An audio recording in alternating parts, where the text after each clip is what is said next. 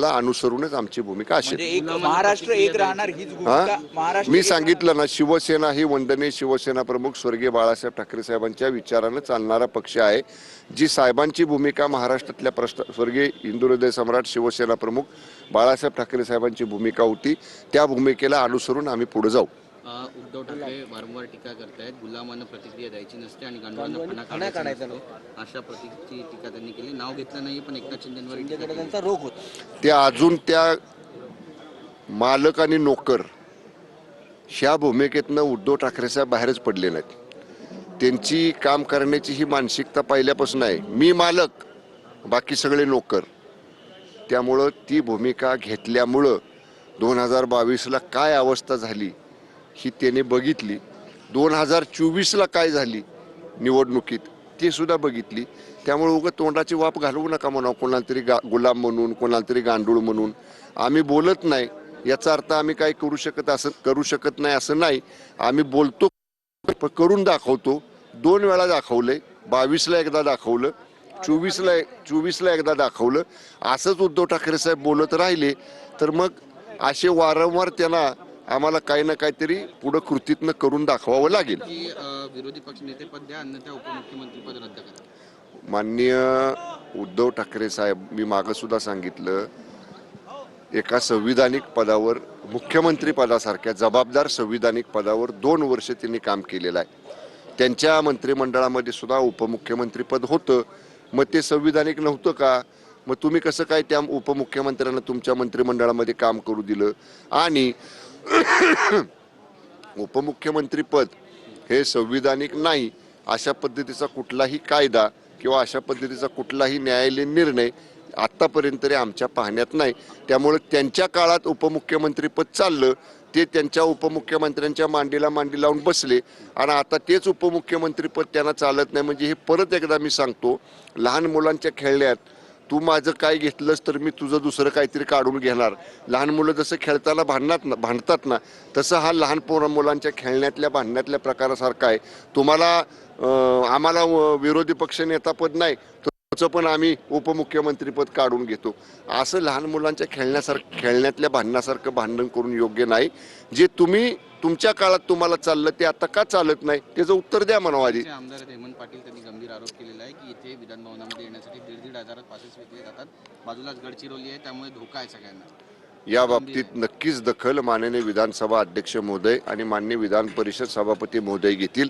कारण हा सगळा परिसर, याचे कस्टोडियन, याचे प्रमुख हे मान्य पीठासीन अधिकारी साहेब असतात.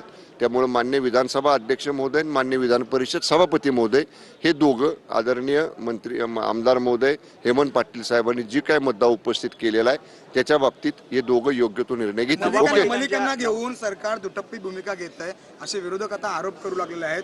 राज्यस्तरावरती मलिकांचा पाठिंबा चालतो, मात्र पालिकेमध्ये कुठेतरी नवाब मलिक नको. कोण म्हटलं असं? विरोधक म्हणू दे ना. मी काय म्हटलं तुम्हाला? विरोधकांचं कामच आहे टीका करायचं. नवाब मलिक साहेब ज्या राष्ट्रवादी काँग्रेस पक्षाचे जबाबदार नेते आहेत, पदाधिकारी आहेत, त्यांच्या बाबतीतली भूमिका त्यांचे पक्षप्रमुख, त्यांच्या पक्षाचे प्रमुख ही घेतील. आणि जी काय महायुतीमध्ये भूमिका घ्यायची ती महायुती म्हणून आम्ही एकत्र बसून घेऊ. ओके. शिवसेनेची भूमिका होती की नवाब मलिक, त्यांचं म्हणणं आहे की मुंबई महापालिकेचं नेतृत्व हे नवाब मलिक करणार आहे. त्यांच्या पक्षाची भूमिका आहे ना. महायुतीची भूमिका आम्ही एकत्र बसून ठरवू ना.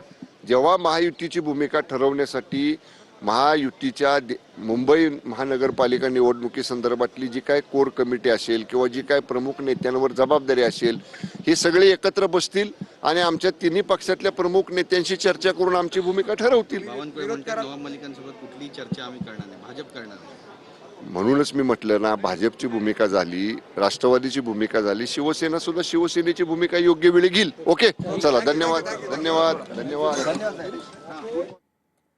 फडणवीसांनी दिल्लीमध्ये येऊ नये म्हणून शहांकडून शिंदेंना ताकद, या शब्दात राऊतांनी टीका केली आहे. खासदार संजय राऊत यांचा हा मोठा दावा म्हणावा लागेल. अमित शहांना देवेंद्र फडणवीसांना चेकमेट करायचं आहे. अमित शहांना देवेंद्र फडणवीसांची ताकद वाढू द्यायची नाही असं राऊतांचं म्हणणं आहे. शिंदेंची ताकद असती तर अपमान झाल्यावर दिल्लीला रडत गेले नसते असं राऊतांनी म्हटलंय. शिंदेंची जर ताकद असती तर एवढे अपमान होऊन प्रदेशाध्यक्षाकडून ते रडत गेले नसते अमित शहाकडे. आणि अमित शहांचं राजकारण याच्यामध्ये असं आहे त्यांना देवेंद्र फडणवीसांना चेकमेट करायचं, म्हणून ते एकनाथ शिंदेला ताकद द्यायचा प्रयत्न करतात. त्यांना फडणवीसांची ताकद वाढू द्यायची नाही आहे, त्यांना फडणवीसांना दिल्लीच्या दिशेने येऊ द्यायचं नाही आहे. याच्यामुळे महाराष्ट्रात त्यांना शिंदेच्या गुंत्यामध्ये अडकून ठेवायचं आहे. एकनाथ शिंदेची कुठेही ताकद नाही, मी वारंवार सांगतो. मुंबई शहरातून दिवसाला 4 ते 5 मुली बेपत्ता होत असल्याची माहिती आहे. मुंबईमध्ये मुलींच्या अपहरणाच्या गुन्ह्यांच्या प्रमाणामध्ये वाढ झालेली आहे. गेल्या 10 महिन्यामध्ये गुन्ह्यांचा आकडा हा 1187 वर पोहोचलाय. 30 दिवसामध्ये अल्पवयीन मुलींच्या अपहरणाचे 136 गुन्हे दाखल झालेत. तर मुख्यमंत्री या प्रकरणावर लक्ष ठेवून आहेत, असं गृहराज्यमंत्री योगेश कदमांनी म्हटलंय. 90% जास्त बेपत्ता मुलं सापडतात, असं योगेश कदमांनी म्हटलंय. अतिशय गांभीर्याने लक्ष दिले. अल्पवयीन मुलं ज्यावेळेला हरवतात किंवा बेपत्ता होतात तेव्हा त्यांचा तपास घेण्यासाठी आपण विशेष मोहिमा राबवतो. 90%पेक्षाही जास्त मुलं आपल्याला सापडतात, पुन्हा सापडतात. परंतु ह्याचा अर्थ असा नाही की 10% मुलांना आम्ही शोधत नाही. तर नक्कीच काही अल्पवयीन मुलं आहेत, काही अल्पवयीन मुली आहेत, त्यांना शोधण्याकरता देखील आपली जी टीम्स असतात ते अग्रेसिव्हली काम करत असतात. आणि मला वाटतं ह्या विषयाकडे माननीय मुख्यमंत्री महोदयांनी देखील अतिशय गांभीर्याने लक्ष दिलेलं आहे. त्यांनी देखील गंभीर सूचना ह्या संबंधित अधिकाऱ्यांना देऊन या सर्व मुलांना आपण शोधलं पाहिजे की ते ज्या मोहिमा आहेत त्या अग्रेसिव्हली आपण भविष्यात देखील केल्या पाहिजेत, असं सूचना दिलेल्या आहेत. मुंबईतून 36 दिवसात तब्बल 83 मुलं बेपत्ता. 1 नोव्हेंबर ते 7 डिसेंबर या काळातील ही धक्कादायक आकडेवारी समोर. मागील काही महिन्यात ही आकडेवारी सामान्य प्रमाणात होती, मात्र अचानक मुलांच्या बेपत्ता होण्याच्या प्रमाणात वाढ झाली. कुर्ला, विरार, मालवणी, पवई, साकीनाका परिसरातून सर्वाधिक बेपत्ता मुलांच्या तक्रारी आहेत. 18 वर्ष वयोगटातील 41 मुली आणि 13 मुलांचा बेपत्ता असलेल्या आकडेवारीमध्ये समावेश आहे. मुलं बेपत्ता झाल्यावर पालक तक्रारी करतात, मात्र मुलं सापडल्यानंतर पालक तक्रारी मागे घेत नाहीत, असं पोलीस म्हणाले. मुलं गायब होण्याचे कुठलेही ठराविक हॉटस्पॉट नाहीत, असं पोलिसांचं म्हणणं आहे.